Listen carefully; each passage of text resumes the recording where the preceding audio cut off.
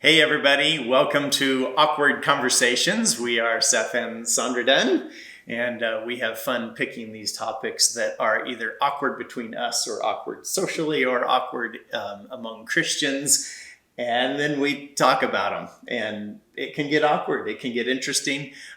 It may be awkward between us or it may not be, but it might be awkward with you. You know, this is how some of them kind of go. So today we're going to talk about, and I don't even know exactly how to title this, but men are afraid of women is the concept. So we want to unpack that thought that men tend to, is that right? Is that a fair way to say it? I'm trying to think of in general, like men watching this, like would they be like, what? No, I'm not. I don't know. Well, I don't know either. And I certainly, in preparation for this video shoot, I certainly thought, this is very much coming from my perspective, right? Sure, and I want to be very aware of that. Yeah. But I also think that generally there is a thought out there in our culture that men are afraid of women. So I don't think it's just me. No, I don't think it's just you. I think though that a lot of men might not. It's very possible. They wouldn't word it that way. And okay, how would they word it? Because I was struggling with that a little. I don't even think they would admit it. Okay. But I think they act in ways that would prove that to be true. Maybe not afraid of women, but they're whatever by women. They're, I just think about, listen, I do life coaching, so I work with men in that process. And so while I don't know that they would admit to being afraid of, they wouldn't word it that way, but I see them make life decisions based on their fear of, their feelings of whatever, where they bend to. They bend to the woman in their life. Sure. They submit to in some ways, and again that's a strong word, but the women in their lives, and it might be mom, it might be wife, it might be daughter, like absolutely, aunt, grandma, I don't know, but it does seem to be a thing. And I appreciate you saying it that way, because maybe it's not, maybe there's other words that we could apply to it. They're not just afraid. And I realized, as I was thinking through and preparing for this, I realized that it's not always about the women in your life. It's sometimes about, I suppose a lot of things are a combination like this, but it's about you internally. Because I realized that one of the things that I think in general, again, we're talking huge generalizations here that are coming from my viewpoint. Okay. But in general, I think men want women in their lives. Right. Yes. And now that right there is kind of a bit of a dangerous statement, even, because people would say, well, of course men want women in their lives because they want sex. Well, I'm not just talking about that. I'm talking about, I think men in general find value in having women in their lives because there's something different about you all than us. And it brings, I often have made the statement, for example, that my life is a lot more fun because of her. And that is really absolutely true. You sometimes have to drag me into some of those things. Yeah, sorry. Go ahead, roll your eyes, because it's accurate. But in the end, I look back on my life and I'm like, man, I've had so many rich experiences and fun experiences because you inspired it. And I think men kind of, it might be different scenarios, but we like you in our lives for a variety of reasons. Right. But one of the big things that I think a lot of men find then that's a challenge is there's an insecurity there, and that insecurity comes from the fact that we don't want to be rejected. You think about the whole stigma, for example, about the whole pressure and the whole drama and so forth around you meet a woman and you decide you want to ask her to marry you.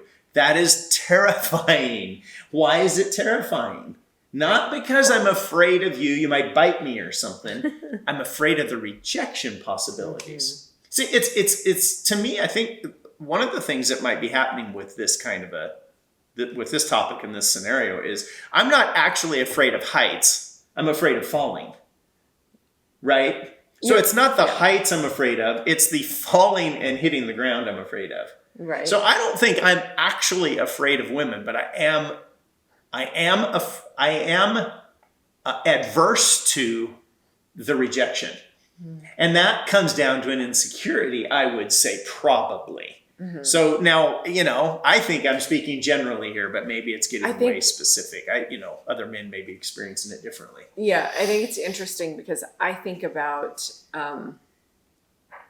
Bible stories. I mean, that's my whole thought world right now. But like you look at Adam and Eve, Abraham and Sarah. Exactly. David and Bathsheba to an extent. It's a little different with David and Bathsheba, but it's interesting because I would say, and I don't know, again, this might just be a personal thing, but like for Adam and Eve, I have wondered, did Adam just listen to and go along with Eve because he placed her value, her words, whatever, above God's? Right. So then that's almost like idolizing, like because she was beautiful, right? Right. Like he hadn't seen a creature like this, and then she shows up, and I can see him like, in a sense, idolizing her, and putting her above God. So then it's like, I don't know for him if it was like fear of, because I know for a lot of men now it's fear of. And I even don't like Seth saying he's afraid of me because it makes it sound like I'm a bee. and I'm going to make him pay. I'm going to give him crap. Well, I think it's an unfair. It's not who I am, right? I mean, maybe. Right. No, it's. She's looking for affirmation there. Maybe I am this way. No, you're not. But I would also apply, I think where you're going there, I would also apply it to you just commented on it, the beauty of women is intimidating and scary to men. So I think it's not even, maybe it could be because I'm not going to say that I've never in my life, from any woman, you included, have ever thought, ooh, what's the repercussion of that going to be? Right? Yeah, of course. So what hammer is going to drop on me because of that? But I would have that tendency anyway, personality-wise. Yeah. But so continue to go where you were going there, but I don't think, no, you're not a bee. And I'm not afraid of you for those reasons. But I do think there's something about just the beauty too. Yeah. That why would you hang with me? I'm utilitarian. Male form is more function than beauty. Yeah. You're more beautiful. Why would you put up with or hang with me? You have those kinds of thoughts, which come back to insecurity. Right. I don't want to be rejected by you. Right. So I want to toe the line so that you don't reject me. Yeah. I know, right? That makes so much sense. Well, it's not only makes sense, it's sick. It's twisted, but those kinds of thoughts happen. But I do think it's interesting because I do look at like Adam and Eve. I don't think that Adam was like, I'm going to just listen to her and do what she says because I'm afraid of her. I think she inspired him. Because I might have to pay later if I don't do what she says. I think he had put her in a position of, like I said, I think he was worshiping her rather than worshiping God in a sense. Yeah. Like, oh, she's so beautiful. I'm going to listen to her. I'm going to do whatever I'm just, Yeah. And so that's I wonder, fair. But then I think about like Abraham and Sarah, where Sarah's like, just be with my maidservant because obviously we need to help God. Essentially, of course, we need to help him God out here. Fulfill his promises. So then it's in that situation too, I think it's not like Sarah, we don't know, but that day and age, I'm guessing Sarah wasn't going to give him grief. I'm guessing she wasn't going to be like, you just now maybe she would because the concept was much more common. It was, and we are talking about a Jewish culture, and those women do tend to be like, stand up. Well, no, that, I mean, right? True. Like they're not putting up with crap. So true. Maybe she was more that way. But again, I look at Adam's situation, Abraham's situation, right? How they were not going to stand up to these women, even though it legitimately affected the rest of their lives. Which they probably didn't have the perspective that it was going to do that. Of course they didn't. Of course they didn't. No concept of what they were saying yes to and what they were agreeing to.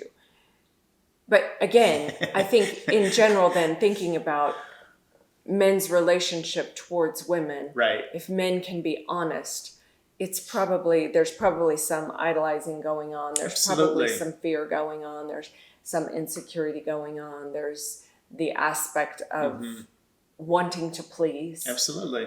Just because I love you, which is, we could talk about that concept of love. Maybe that's a whole other awkward conversation. Yeah. What is love? Yeah, what is love? Yeah. I should put that on my topic list. Yes.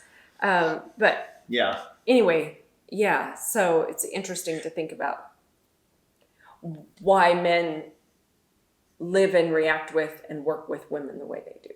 Now, this might be something we don't venture into because maybe it sidetracks us too much. But in thinking about this topic leading up to today, I wonder, because it's common enough out there in culture that men, all that we've unpacked here as far as men being afraid of or whatever, catering to, all the different words we've used to women. I'm curious, do you ever feel a similar thing like towards me or towards... So what I'm wondering more than that, but that's pretty specific. But what I'm really thinking more is, do women ever feel like I don't want to lose this man? So, I definitely want to, I want to be whatever to where he really wants to be around me. Yeah. And again, I think I am not like that. I don't ever feel that, but that is my do I care at all what anybody thinks? Yes, I do. So I do. Which is personality, though. So for me, do I need to please you? No. Right. Do I want to honor you? And do I want to be kind? And do I want to honor myself and therefore honor you? For me, a lot of what I do is based on me honoring my words, my vows, honoring my character. This is who I am. Sure. So this is what I will do. Yeah. More than it is needing to please. But that being said, I know plenty of women who have that feeling of do whatever to make him happy. Yeah. I just need to, want to, whatever. I'm just going to do whatever he wants just to please him, just to make him happy. And to me, again, that is not a healthy way to do relationships. Yeah. Husband, wife, friend, father, mother, sister, brother, just relationships in general. Yeah. If I need to do stuff to please them, to me, that feels very dangerous. Well, and that's such a good point, because I think the reason we're venturing into this topic is largely because of that right there. The quality relationships are so amazing, right? We want quality relationships. Yeah. There's probably very little in life that's of more value than just quality relationships. So consequently, that's why we ventured in saying men are afraid of women. But I'm sure there are those instances where there are women afraid of men. And I'm not talking afraid that he might hit her or whatever, but afraid that, wow, if I don't, meet this standard or whatever, then he's going to reject me. And I'm sure there's women that feel that way. He's going to reject me and go off with the next girl or whatever. We saw it on The Amazing Race last night. Oh, yes, we did, didn't we? Where she was, she was apologetic. She was where, at least from the editing, where in my mind, she needed to be I'm out. I wouldn't put up with that kind of crap. What's this? Peace out. Oh, peace out. There you go. I learned something. Okay. Peace out. Yeah, because at least from the editing standpoint, yes, she shouldn't have been the one apologizing in that instance. But she didn't want to lose him, probably. Right. We're making some assumptions there. But probably had... Yes, very much way it was edited. It's a reality show. Who knows, right? Yeah. But if that was a real scenario, that is the perfect example of a woman scared of losing a man. Yeah. To me, it's fascinating because I think of this in terms of certainly relationships husband and wife, but you mentioned it earlier. It could be daughter, it could be mother, it could be aunt. But I even think in business, I've in my work history has tended to include a lot of women in that so is your work environment. Not that he's my been friends around lots of women, but in high school, all of his friends were girls. Yes. Yeah. Which is fine. I was around tons of boys in high school. Right. Well, in elementary school, junior high. But I think, how many times do we make bad decisions because we're not coming from a good foundation, right? I'm making a decision from my fear, from my insecurity, from my, I'm assuming that because, let's go back to our topic matter specifically. I'm assuming because this woman is powerful, because this woman is beautiful, because this woman's in charge, because this woman, they're my client, whatever. Put whatever scenario to it. I must measure up to whatever standard they have out there, their expectation, in order for this to go well. Right. And then there's that whole weirdness that comes in of, I don't even know what, as long as you and I have been married, as well as I feel like I know you, and I'm sure this is probably vice versa, I still at times go, I wonder what her expectation is here.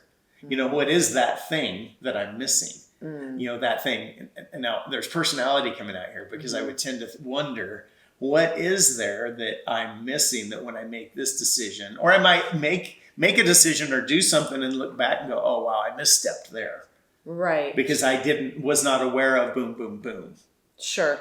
Right. I think that again, it's insecurities probably. I would say a lot of that, though, even that whole thought process, I never have that thought process. And I think that comes back to, and you can write me a letter if you like, but I know some Christians hate the Enneagram, and I think it's a very helpful tool that we can use, like many other tools we use. Yeah, it's just a tool. It's just a tool.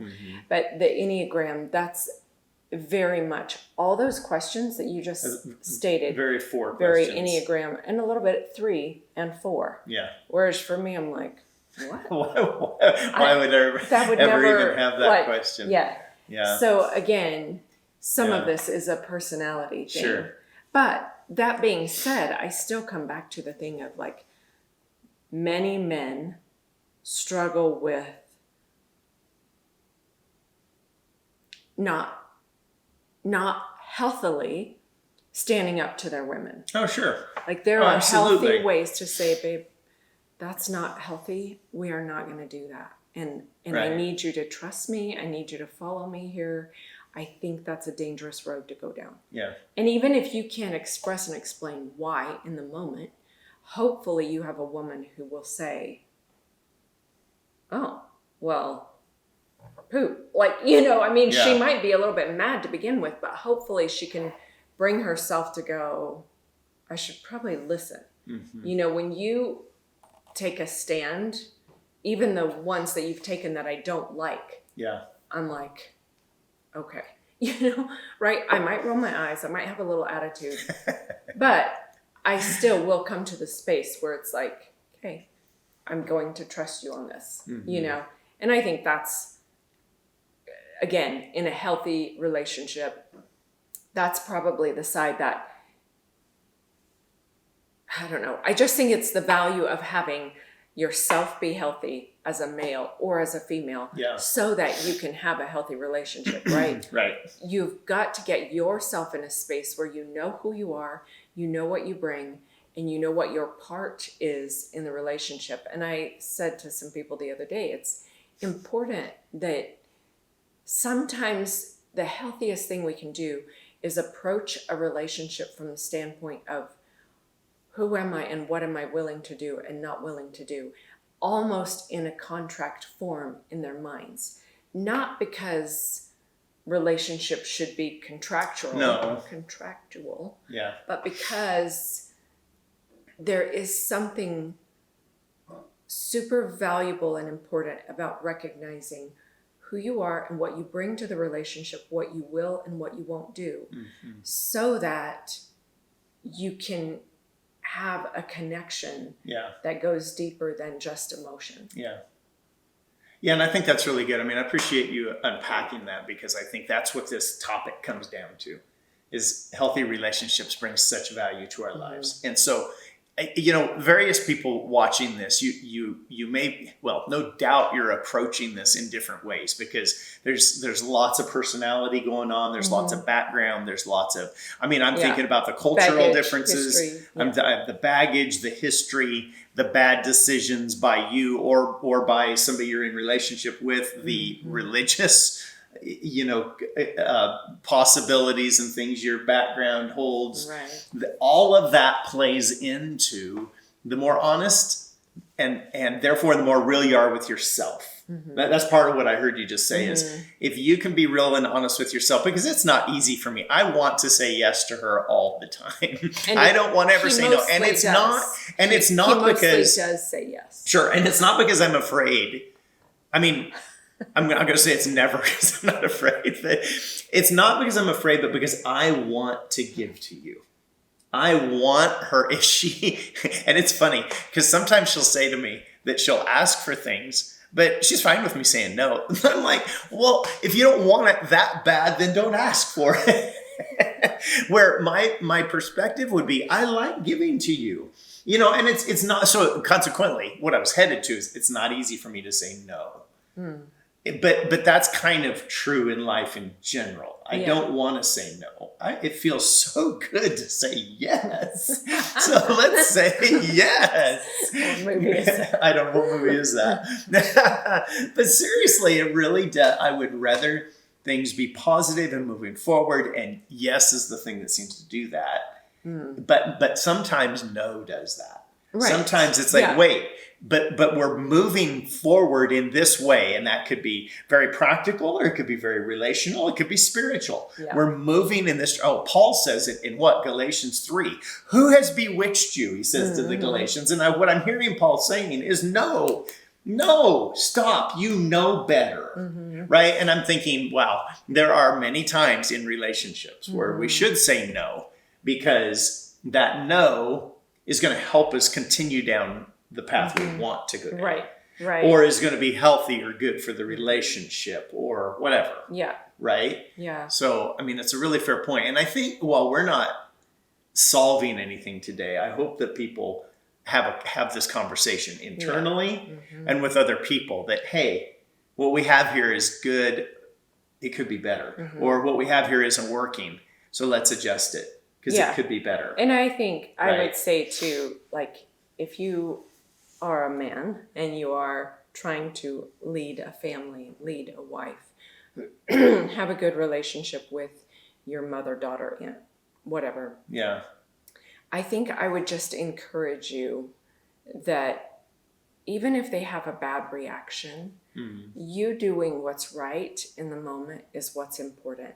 Now, how you do that, we could talk about that on a whole other, because there are a lot of men who I think respond to, well, then I'm just going to stand up and, you know, take charge and say, and I'm like, be the hammer. But that's not going to win you any favor either. No. And you are going to have a lot of crap to deal with afterwards. So it's the how to, quote unquote, lay down the law, how to say, this is what needs to happen. This is what should be. But knowing how to do that, looking at you and the person you're doing that with as a team, and how can I persuade them to be on my team and help them understand where I'm coming from, what the expectations are, and like what we can accomplish together. And I think that's a huge part of it. Is recognizing that as a man, I can stand up and say, this is what's important to me. This is why. Line it out and do it out of compassion.